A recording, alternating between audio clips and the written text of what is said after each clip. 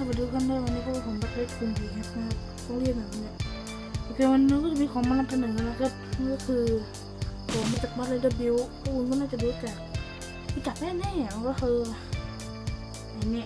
เดี๋ยวแป๊บนึงอย่างไอ้นี่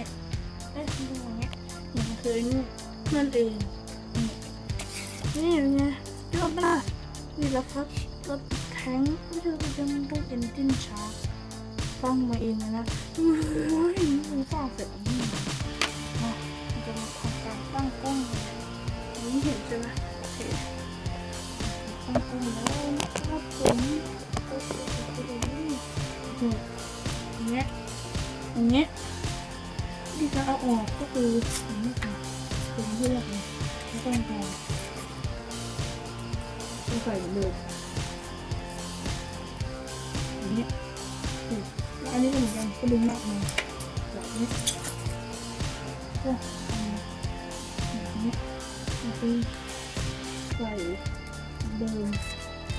ปุ๊บอย่างนี้ก็จะแบบนี้มาใช่ไหมแล้วก็วิธีการเล่นก็คือเอาไอ้สองอันนี้ปกติในเรื่องมันจะมีแบบนี่ก็มีได้เสียง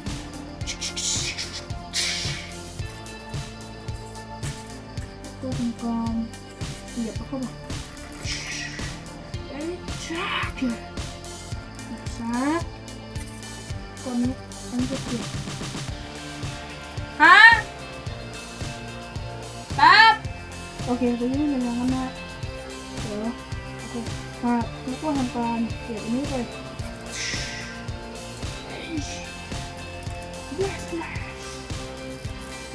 คืออย่างนี้เพิ่มกันวิวต้องหมุนนะแต่อันนี้เอาแบบคราชไดเวอร์แล้วกัน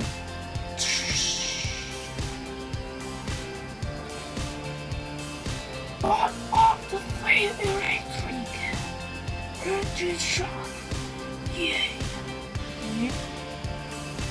แล้วที่จะออกบอกแล้วใช่ไหมเลือกมาปุ๊บเลือกมาก็เอาไอ้พวกนี้ใส่ให้เหมือนเดิมทุกคนไม่ใช่แบบมันไม่ใช่แบบ BS เราก็ต้องทำแบบต้องประหยัดก่อนกูยังไม่มีตังค์เลยเนี่ยโอเคได้อย่างนี้ปุ๊บเราจะมีของแจกอีก1 อันแล้วก็เมื่อกี้เห็นกันด้วยกันแต่จะเข้าเลยมีจะมี2 อันเป็นอย่างนี้นะค่านี่ราคา1,000 บาทไม่ใช่ไม่ได้จ่ายนะไม่ได้จริงๆจะมีอีกอันนึงที่เราจะทำการแจกนะครับนั่นก็คืออันนี้นั่นเองเราได้2 อันนะแต่อันนี้มันสวยมากเลยเดี๋ยวเราแจกกันนี้นะในเพื่อนๆในห้องป .5 ทั้งหมดถ้าใครอยากได้อันนี้ก็ทำการกดไลค์วิดีโอนี้คอมเมนต์ว่าทำไมถึงชอบวิดีโอนี้แล้วก็ผมจะคัดเลือก1 คนที่คอมเมนต์ได้ดีนะเฉพาะในห้องป .5 ของเราเป็นสถานแต่เท่านั้นนะครับผมโอเคแล้วก็จะคัดเลือก1 คนเอาไปให้วันจันทร์